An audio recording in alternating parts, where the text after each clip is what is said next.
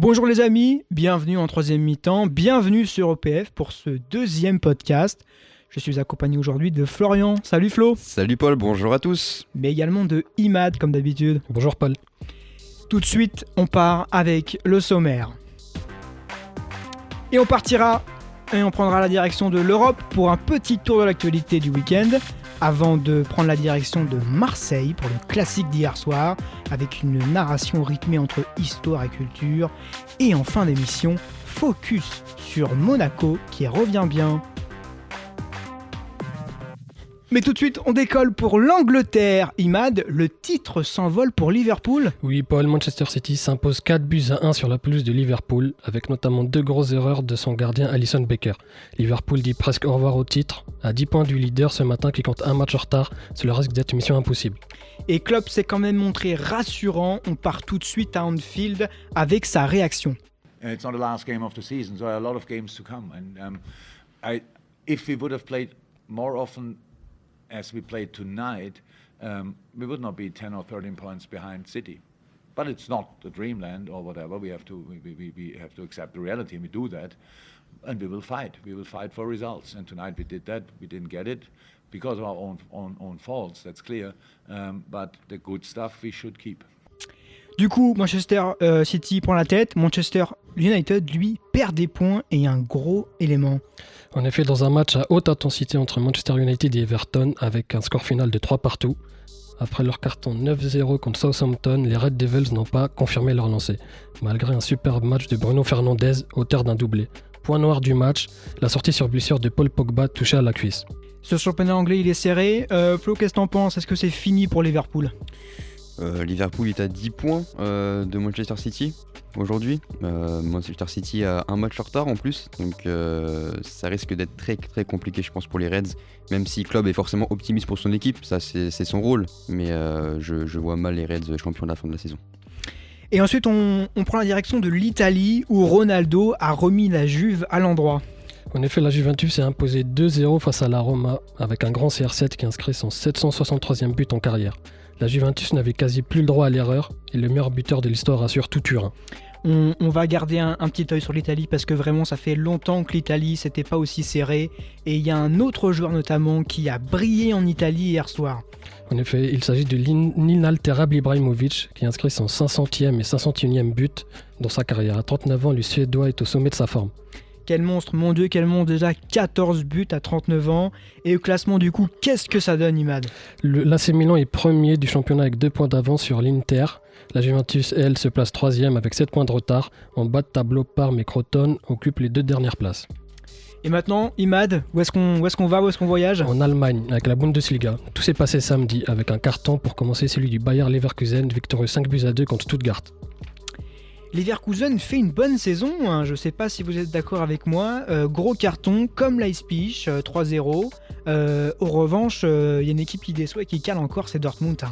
En effet, le BVB a subi une 3e défaite sur ses 4 derniers matchs. Défaite 2-1 sur la pelouse de Fribourg. Le Borussia est désormais 6e du classement et perd des points importants dans la course aux places européennes. Et le premier, c'est le Bayern, hein, si je ne me trompe pas. Hein. C'est ça. C'est bien ça. Le Bayern est premier. Et le Bayern jouera ce soir à 19h lors de la Coupe du Monde des clubs.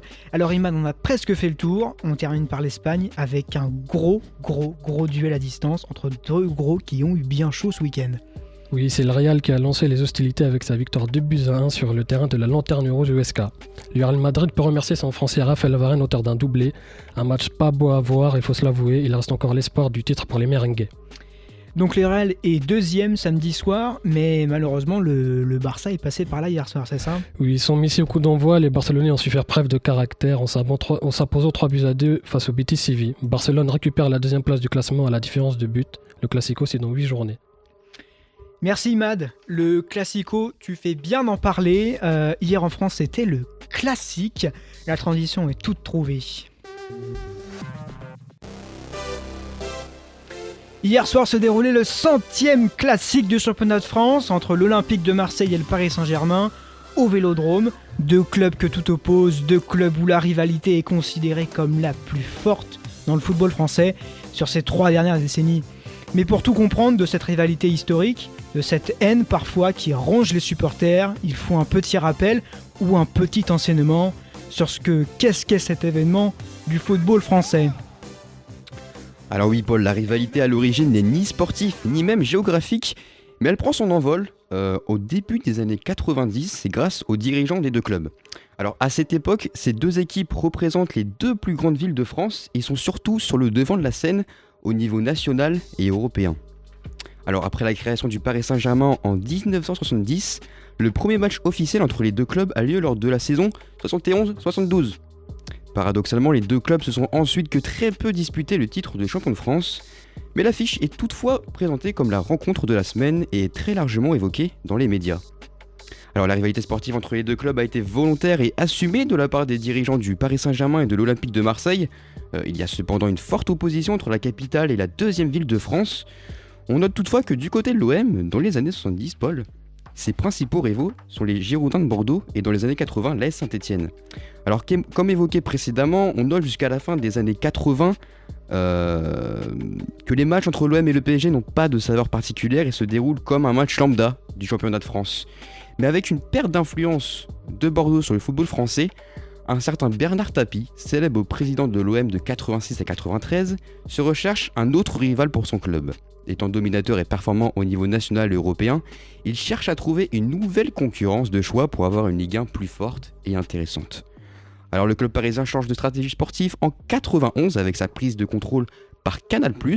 La chaîne veut alors accentuer cette rivalité avec le club marseillais en rendant ses matchs encore incontournables dans le championnat de France et en voulant des grands rendez-vous après les OM Bordeaux des années 80. Alors dans les années 90, l'OM et le PSG font partie des plus grands clubs français du championnat de France, mais ils sont aussi les deux seuls clubs de l'histoire de France à avoir remporté un trophée européen avec la Ligue des Champions pour Marseille en 93, anciennement appelée la Coupe des clubs des champions, et la Coupe d'Europe des vainqueurs de coupe en 96 pour le PSG. Alors vient maintenant les années 2000, cette période marque un tournant dans cette rivalité avec des matchs de plus en plus disputés entre les deux équipes. À chaque rencontre, Paul, d'importantes mesures de sécurité sont mises en place pour empêcher au maximum les débordements entre supporters. Et au fur et à mesure des rencontres et du temps, cette rivalité devient de plus en plus connue et forte en Europe et même à travers le monde. Ce match est désormais perçu comme l'une des plus grandes rivalités footballistiques. Alors les années 2010 ont néanmoins bouleversé cette concurrence entre Marseillais et Parisiens sur le terrain. Bien que l'OM ait remporté le titre de champion de France et la Coupe de la Ligue en 2010, le PSG se fait racheter par des fonds qataris en 2011, ce qui place le club de la capitale dans une autre dimension, lui permettant d'acheter des joueurs de classe mondiale comme Neymar ou Ibrahimovic. Mais depuis sa domination dans le championnat de France, la rivalité diminue alors, en tout cas pour le sportif et les joueurs, mais cette rivalité et l'engouement autour de ce match, l'Olympique de Marseille n'avait en effet plus battu le PSG depuis le 27 novembre 2011 avant le début de cette saison. Et grâce à cette domination parisienne depuis quelques années, le bilan des victoires entre les deux clubs est désormais à l'avantage pour le club de la capitale avec un total de 46 victoires contre 34 succès pour l'OM. Car oui, contre toute attente, les Marseillais ont remporté le premier classique de cette décennie. L'OM s'est en effet imposé sur la pelouse du Parc des Princes grâce à un but de Thauvin lors de la 3e journée de Ligue 1 cette saison. Lors de ce match, le record de cartons a même été battu dans un championnat de France depuis le 21e siècle. Une bagarre générale éclate même lors du temps additionnel de la rencontre où Jérôme Brizard, l'arbitre de la rencontre, expulse 3 joueurs parisiens et 2 joueurs phocéens. L'OM n'avait plus battu le PSG au Parc des Princes depuis février 2010. Alors oui Mino, côté supporter à présent, d'un point de vue culturel, ce match a fini par s'imposer comme une rencontre majeure du championnat de France et la rivalité s'est un peu ancrée dans la culture populaire. La rivalité sportive entre les deux clubs a été, comme on l'a vu, influencée par les dirigeants du Paris Saint-Germain et de l'Olympique de Marseille. Mais plusieurs raisons font que cette guerre entre supporters reste vive. C'est tout d'abord une concurrence entre la capitale et la deuxième ville de France. Paris et Marseille se confrontent peu à peu pour des raisons géographiques, culturelles et sociologiques. Une affiche OM-PSG, c'est tout d'abord le sud contre le nord, la province contre la capitale. Marseille, ville de foot, contre Paris, ville lumière. Alors la rivalité est ainsi très forte entre les deux clubs, mais ce sont donc surtout les supporters qui la rendent autant attractive. Un épisode marquant vient confirmer cette petite guerre avec la mort d'un supporter parisien le 28 février 2010, à l'issue d'un affrontement entre supporters du PSG, alors que les fans marseillais sont interdits de déplacement au Parc des Princes, ce qui a pour conséquence d'importantes restrictions quant à l'activité des supporters parisiens. Alors cette rivalité historique vit désormais grâce à un engouement intact des supporters pour ce match. Et côté sportif, cette rivalité entre les deux clubs est nettement moins importante avec la suprématie du club parisien dans le championnat de France. Et alors que des rumeurs de rachat alimentent l'actualité phocéenne ces dernières semaines, nous pouvons donc espérer que l'OM puisse au fil des années redevenir sportivement le principal ennemi du PSG. Merci Florian, on est passé entre culture, enjeux sportifs, enjeux peut-être politiques, même maintenant. On est passé par le Vélodrome, on est passé par le Parc des Princes, on est passé par Ayam, ça fait plaisir.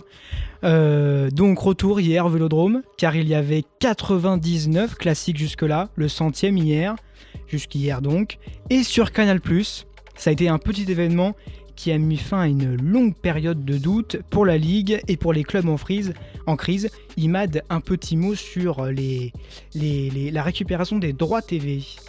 En effet, la fin du calvaire pour la Ligue. Canal+ a récupéré jeudi dernier les droits TV de la Ligue 1 et de la Ligue 2.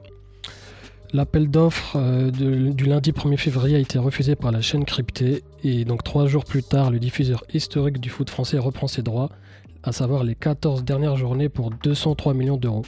Les clubs de Ligue 1 et Ligue 2 percevront donc 700 millions d'euros de droits télé, une situation qui apaise clairement les problèmes financiers.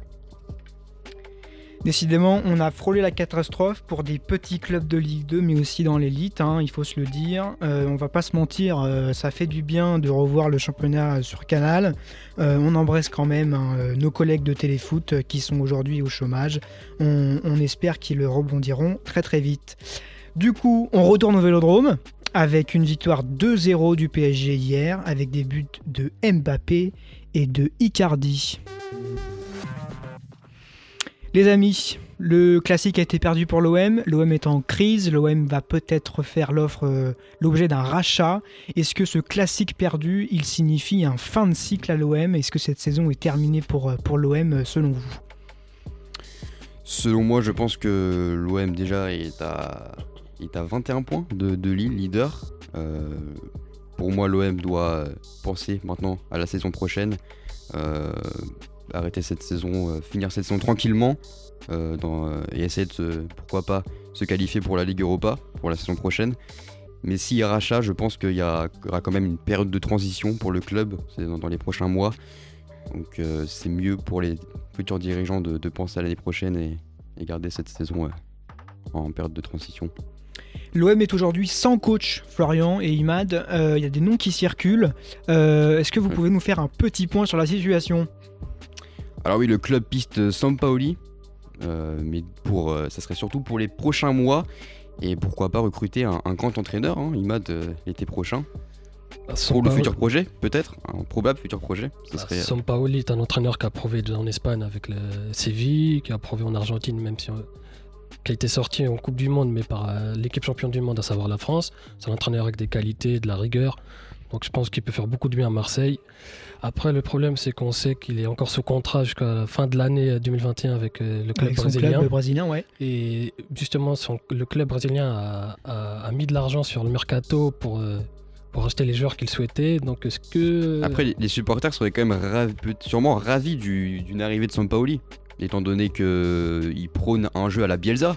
C'est ça. Et comme on sait ce que représente Bielsa dans le club phocéen, une arrivée de Sampaoli pourrait être vue d'un très bon œil pour les supporters. En tout cas, j'aimerais revenir sur ce qu'il a dit sur Marseille, parce que certes, Marseille est en mauvaise passe en ce moment, mais on ne devrait pas se dire c'est la fin de saison pour eux, parce qu'ils doivent quand même garder le moral pour garder l'Europa League à la limite. Il faut limiter la casse en fait. Oui, il faut aller chercher ces places européennes quand même. Parce que si on se dit c'est fini, oui, est-ce que l'OM a les moyens Imad pour chercher justement cette Europa League ? Je pense que l'OM a quand même les qualités pour garder la 4e ou la 5e place.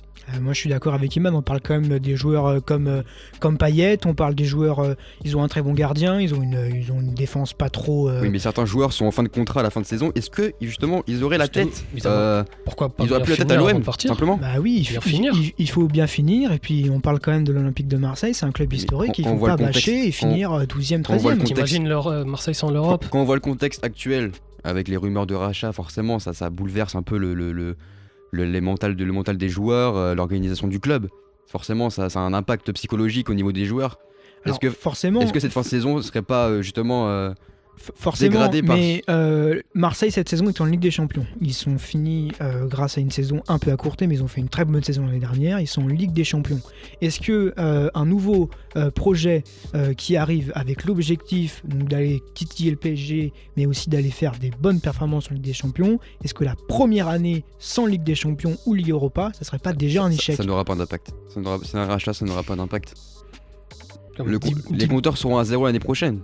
Ouais, mais de toute débuter façon. un projet avec une coupe européenne, c'est toujours mieux que débuter une saison comme ça sans coupe européenne, en terminant 10e du classement. Ou Oui, mais avec le rythme effréné des Coupes d'Europe, est-ce que ce serait justement pas mieux pour l'OM, même si un effectif va forcément être renforcé l'année prochaine, est-ce que ce serait pas mieux justement de jouer que le championnat pour avoir plus de temps pour de faire se comme préparer Lyon pour cette les année. matchs et ainsi être sûr de se qualifier pour la prochaine Ligue des Champions?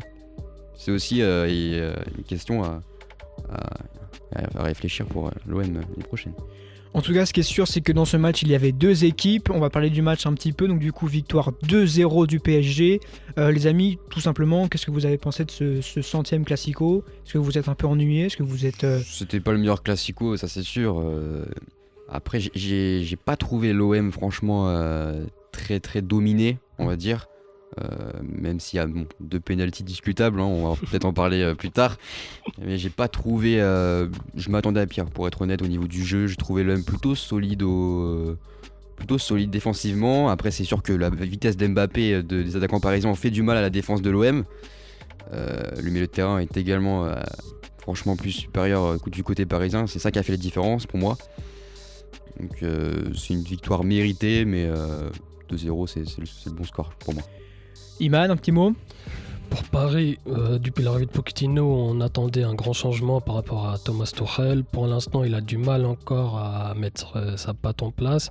Mais hier, j'ai trouvé des choses intéressantes, comme par exemple un pressing assez haut, j'ai trouvé, avec Verratti, que parfois on pensait qu'il était numéro 9, il montait, pressait les défenseurs. Je trouve qu'il a des bonnes idées après à mettre en place. Hier, Neymar était sur le banc au début du match, donc non, Pochettino a des bonnes idées. Maintenant, il faut voir sur la durée et attendre la Ligue des Champions contre le FC Barcelone. J'ai pas trouvé beaucoup de différence avec Tourelle. Après, il vient d'arriver, il faut lui laisser du temps forcément, de s'acclimater au championnat. Mais quand je vois les stats d'hier, par exemple, où il y a 54 possessions pour l'OM, le PSG a quand même laissé la balle au Marseille en seconde mi-temps. Mais t'as pas remarqué un pressing assez haut comparé au match sous Tuchel? On voit que Pochettino demande, par exemple, au milieu de terrain comme Verratti, on le voyait jamais presser les défenseurs comme ça, je trouve. Alors que maintenant, on le voit presser, on voit d'autres joueurs à côté. La question, Imad, c'est est-ce que cela va suffire justement pour la Ligue des Champions et pour Barcelone? On va en parler du PSG de Pochettino avec tous ces changements. Est-ce que concrètement, vous avez regardé le Tourelle, le PSG de Tourelle en début de saison, avec notamment des grandes performances contre Manchester United en Ligue des Champions? Est-ce que le PSG de Pochettino pour vous et le PSG de Tourelle a vraiment progressé dans le jeu, dans la mentalité et compagnie? À l'heure actuelle, je trouve qu'il n'y a pas de grand changement, mais c'est normal. On va pas demander à Pochettino en un mois changer ce que Tuchel a essayé de mettre en 2 ans, tu vois. C'est très compliqué, mais je trouve que je vois des bribes de choses que Pochettino met en place. Il y a déjà des informations qui sont sorties comme quoi juste un échauffement avec Pochettino, c'était un entraînement entier avec Thomas Tuchel. C'est la preuve qu'il veut les travailler physiquement. Non, il a des bonnes idées à mettre en place, mais on verra ça avec le temps. C'est pas maintenant qu'on verra les effets. En tout cas, le temps presse un petit peu. Barcelone, c'est dans 7 jours et Barcelone est en pleine forme. Barcelone, on l'a dit hier, a gagné 3-2 contre la Lanterne Rouge. Antoine Griezmann revient en forme. Alors certes, Lanterne Rouge, mais oui, Griezmann, il revient en forme, effectivement. À croire que quand tu joues Paris dans 7 jours, tu peux être au fond du trou, tu reviens. Est-ce que Paris est prêt? Même un Paris au complet est prêt? Parce que Paris était quasiment au complet hier, à part Navas et Bernat. Je pense que le PSG va hausser son niveau de jeu en Ligue des Champions, nettement, par rapport à la Ligue 1. C'est ce qu'ils font tous les ans. Quand on regarde, il y a des contre-performances en général avant les rencontres de Ligue des Champions cruciales pour le Paris Saint-Germain. Mais en général, l'équipe sait en tout cas hausser son niveau de jeu et se mettre au niveau justement de cette compétition. Donc au niveau de la préparation, je me fais pas trop de soucis après à voir si ils arriveront à contrer les attaques barcelonaises où justement en ce moment ils sont... Ça marche plutôt bien de ce côté-là. En tout cas, on peut parler un petit peu peut-être de la défense du PSG qui a été plutôt bonne hier. La paire Marquinhos-Kimpembe, on en parlait il y a 2 semaines. Elle fait quand même plaisir cette paire, non? Après, à voir, encore une fois, avec les attaquants barcelonais. Le PSG a pas non plus été beaucoup en danger hier. Les attaques marseillaises ont été, bon, certes, il y en a eu, mais ils n'étaient pas tranchants non plus, assez inoffensifs quand même. Donc à voir encore par rapport à une équipe qui se met vraiment à leur niveau pour voir si cette défense justement tient la route véritablement. Ce sera un test pour la défense du PSG, ça c'est sûr. En tout cas, la Ligue des Champions, c'est dans 8 jours exactement. Et j'en profite pour vous dire que la semaine prochaine, émission spéciale avant la Ligue des Champions, on parlera de tous ces matchs-là, ça sera super. On va revenir sur la Ligue 1 avec le 4e du classement, un petit focus sur Monaco. Monaco est 4e à 3 points du PSG, donc à 6 points de Lille. Monaco revient fort. Un petit mot sur les Monégasques. Monaco revient fort, à voir peut-être s'ils peuvent lutter avec les cadors cette saison, qui est Lille, l'OL et le PSG. Sincèrement, j'y crois pas beaucoup. Je pense qu'ils vont déjà garantir cette 4e place. Ils sont déjà à 10 points du Stade Rennais qui est 5e. Donc une bonne place en Europa League pour eux l'année prochaine, je pense que ça serait quand même pas mal pour le club. C'est déjà très bien. Surtout après les anciennes saisons qui étaient assez moyennes au niveau pour la scène. Niko Kovac vient d'arriver, et donc je pense qu'une 4e place en Europa League pour eux, c'est très bien. Laisser le temps à Kovac de créer une équipe pour revenir c'est une équipe jeune en plus. C'est ça. Donc laisser le temps à l'entraîneur pour revenir au haut du classement, aux côtés de Lyon, Paris, Lille. Mais pour l'instant, je trouve que Monaco est à sa place. Mais le jeu est séduisant, on peut le dire. Après, hier, c'était un très bon match, j'ai trouvé, contre Nîmes, avec victoire 3-2 de Monaco, avec un super retour de Golovin qui revient de blessure. Grande performance de Golovin hier. Triplé. Qui a 9 matchs cette saison, qui a beaucoup de pépins physiques. Il a marqué 4 buts, donc 3 buts hier et 4 passes d'ess. Ouais. Mais c'est un joueur que, si Monaco récupère tous ces joueurs à leur top, je pense qu'ils peuvent faire quelque chose. Avec Ben Yedder, Golovin. Super match hier de Monaco avec un triplé de Golovin. Ouais. Pour répondre à ta question, Paul, justement, je vois pas Monaco quand même lutter face au LOSC, Olympique Lyonnais, le Paris Saint-Germain pour la lutte au titre. Mais je les vois vraiment largement, en tout cas, s'imposer dans cette 4e place. Alors, les amis, il faut pas oublier qu'en début de saison, Monaco a battu le PSG à domicile. Donc, à voir. Moi, un match, tout peut arriver en un match, ça c'est sûr. Mais dans la durée, est-ce qu'ils vont pouvoir réussir à réduire l'écart ? Je pense qu'on va le savoir très vite parce que le PSG reçoit Monaco le 21 février, donc dans 10 jours. Et ils recevront ensuite Lille début mars. Donc, on va le savoir très vite. C'est ça, c'est les matchs pour le titre. Ce sera des gros tests pour l'ASM, ça c'est sûr. Mais en tout cas, moi, même si voilà, je mets une pièce sur le PSG, je mets vraiment une pièce sur Lille. Je trouve que Lille joue bien. Avec l'Europa League, est-ce qu'ils arriveront à tenir cette cadence jusqu'à la fin de la saison ? J'en suis moins sûr. L'OL a qu'un match par semaine à jouer, ils ont que le championnat. Je vois l'OL vraiment fraîche. C'est vrai, franchement mais difficile Paris Saint-Germain jusqu'à la fin de la saison. Il est au courant qu'il y a l'Europa League qui arrive, il a préparé ses joueurs pour. C'est pas un entraîneur amateur qui il y a l'Europa League, comment on va faire ? Non, il prépare ses joueurs pour jouer tous les 3 jours. Et je pense que Lille peut durer comme ça. Est-ce qu'ils ont la profondeur de banc justement pour allier les deux compétitions ? Oui, mais ils ont quelques joueurs sur le banc qui peuvent aider. Ça peut jouer dans la tête aussi. Et si tu sors l'Ajax en Europa League, surtout qui est privé, surtout l'Ajax qui est privé de son gardien, donc c'est pas un élément à oublier. Ça peut fédérer Lille et Lille peut aller loin. C'est ça, ils peuvent aller loin en Europa League et leur parcours d'Europa League peut leur permettre de continuer jusqu'à la fin de saison en tête du championnat. Je suis d'accord, ils font une très belle saison. Clairement, en début de saison, j'y voyais pas Lille premier à la 24e journée de Ligue 1, ça c'est sûr. Mais physiquement, c'est un gros point d'interrogation pour moi à voir s'ils vont tenir jusqu'à la fin de la saison avec les deux en tout cas, compétitions qui arrivent. Très rapidement pour Lille, il va y avoir 2 gros rendez-vous. Le premier contre l'Ajax le 18 février, donc c'est très bientôt. Ensuite, la réception de Marseille le 3 mars. Juste après, c'est Monaco. Et 2 journées après, c'est le PSG. Donc ça va aller gros vite. calendrier. De vrais tests qui vont arriver bientôt. Cette Ligue 1 est indécise et ça fait du bien. Ça faisait longtemps. Très passionnant cette année. Les amis, merci de nous avoir suivis. Merci beaucoup. Je vous donne donc le rendez-vous la semaine prochaine pour un podcast exceptionnel. Spécial Ligue des Champions. Exactement, Ligue des Champions avec Gros notamment... dispositif en place, ouais. Gros dispositif avec notamment le match PSG-Barcelone et plutôt Barcelone-PSG le 16 février. Et du coup pour Lille le 18 contre l'Ajax. Merci à tous, merci à Julien en régie et à la réalisation. Merci Imad. Merci à toi. Merci Au Florian. revoir les amis, salut à tous. Et à la semaine prochaine. À la semaine prochaine. Les amis, je profite de notre podcast pour passer un message de soutien au journaliste Jérémy Felkowski, cet amoureux de l'Olympique de Marseille travaillant au journal Le Zéphyr, publiera dans les prochains jours un recueil numérique 100% gratuit sur l'Olympique de Marseille. Alors vous aussi, s'il vous voulez, amoureux de football, amoureux de ce club-là, vous pouvez prendre la plume, écrire votre recueil sur la situation de l'OM. Les instructions sont extrêmement simples. Nous vous mettons dans la description le lien vers ce monsieur, ce grand monsieur du journalisme. Les amis, à très bientôt et merci beaucoup.